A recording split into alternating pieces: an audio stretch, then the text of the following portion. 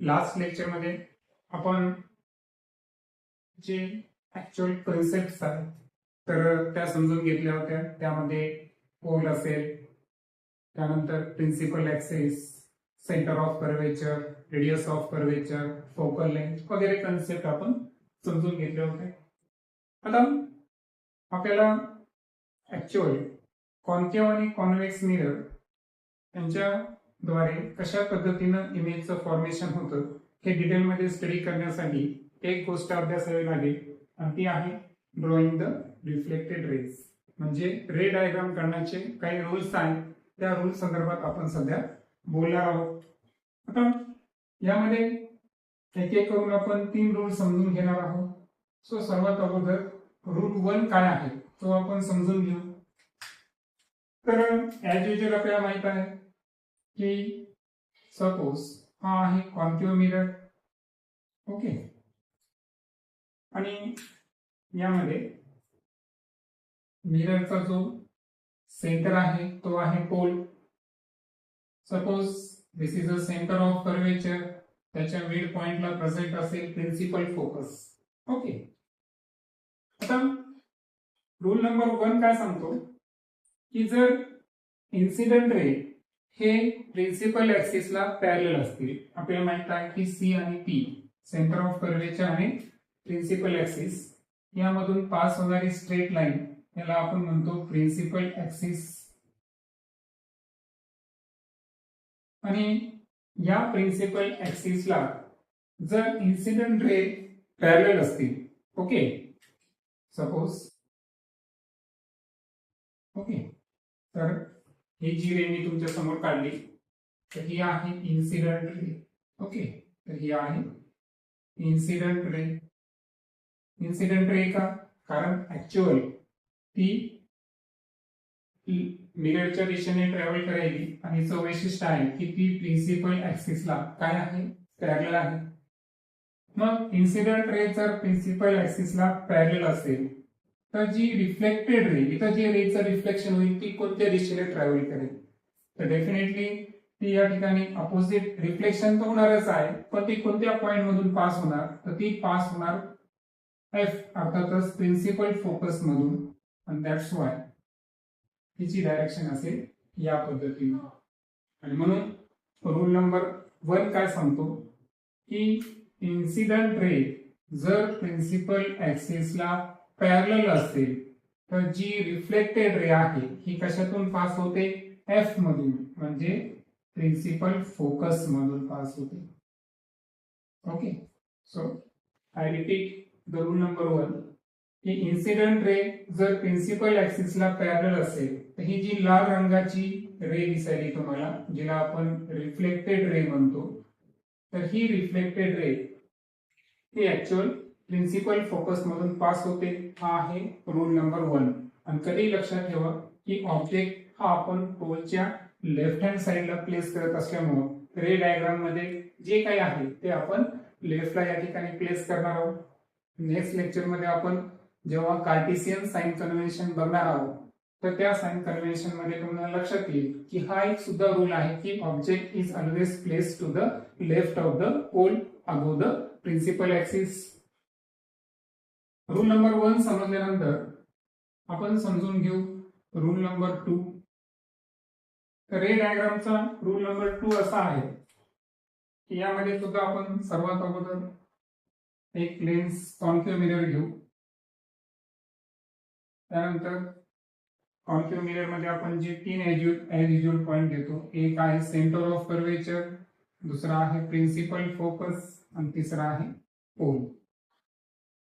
आता incident ray जर focus मधून पास होत असेल, ओके, सो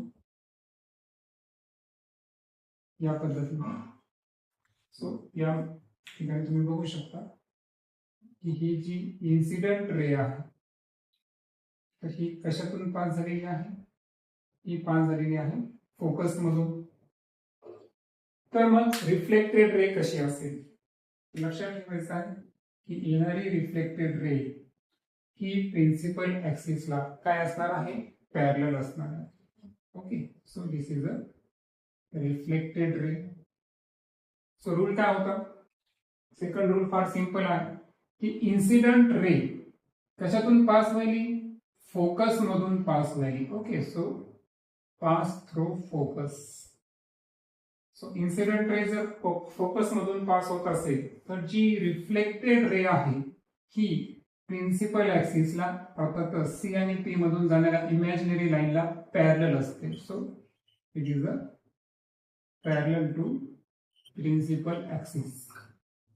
ओके, सो हा आहे रूल नंबर सेकंड की इन्सिडेंट रे प्रिन्सिपल फोकस मधून पास होत असेल तर रिफ्लेक्टेड रे ही डेफिनेटली प्रिन्सिपल ऍक्सिसला पॅरलल असणार. आणि शेवटचा रोल 3 आपण समजून घेऊ. रोल 3 साठी सुद्धा आपण इथे एक स्ट्रक्चर करून घेऊ. ओके, यामध्ये centre of curvature, principal focus आणि पोल. आता इथे जर पाहिलं आपण तर या केसमध्ये आपल्याला जी इन्सिडेंट रे आहे ही आपल्याला सेंटर ऑफ कर्वेचर मधून पास करायची आहे. आता तुम्ही पाहू शकता की incident ray he centre of curvature मधून पास झालेली आहे.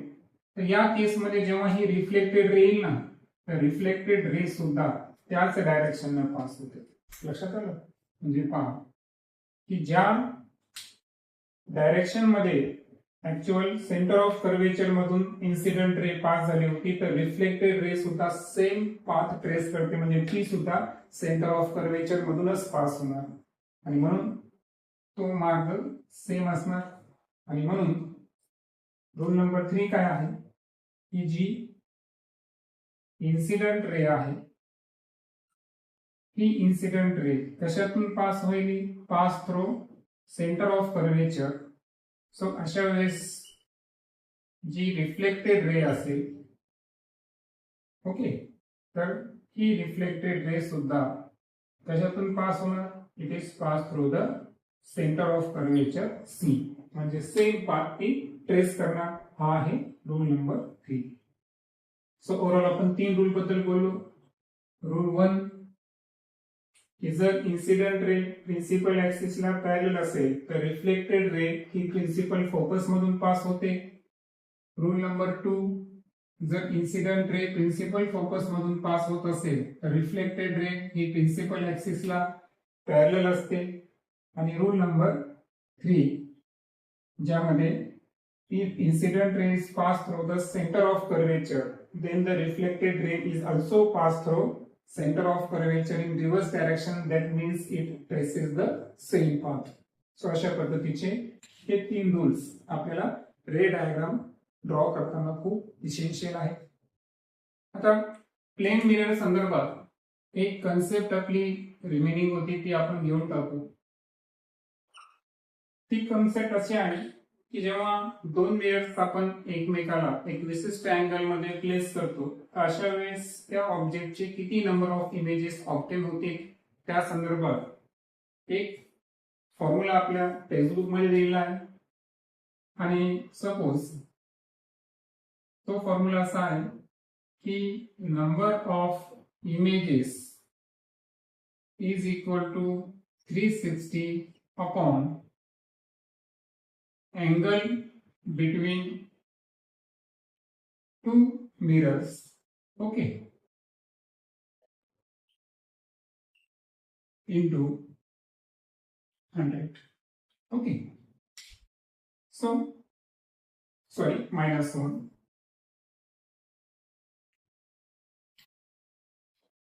सो याला आपल्याला शॉर्ट मध्ये जर लिहायचं असेल तर नंबर ऑफ इमेजेस साठी आपण n यासाठी 360.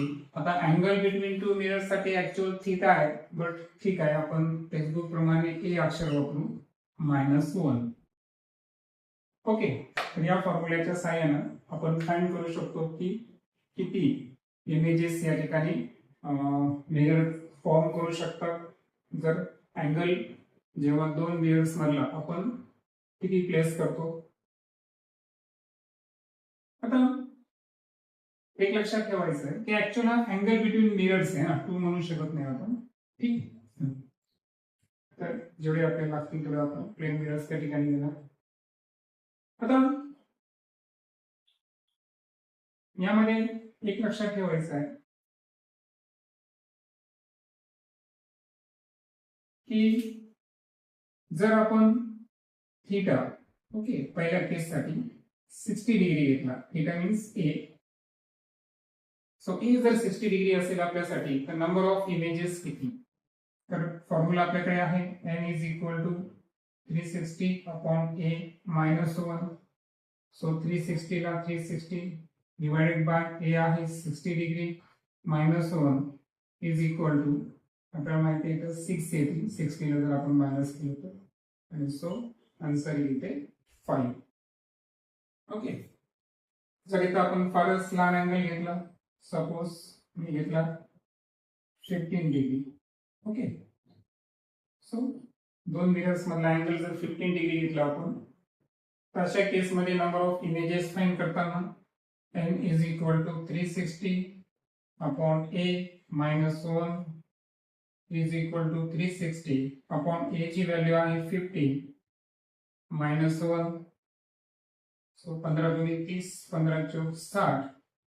या केसमध्ये नंबर ऑफ इमेजेसची संख्या ही असणार 23. सो या पद्धतीनं अँगल्स आणि नंबर ऑफ इमेज संदर्भात प्लेन मिररचा हा पॉइंट आपण लक्षात ठेवला. ओके.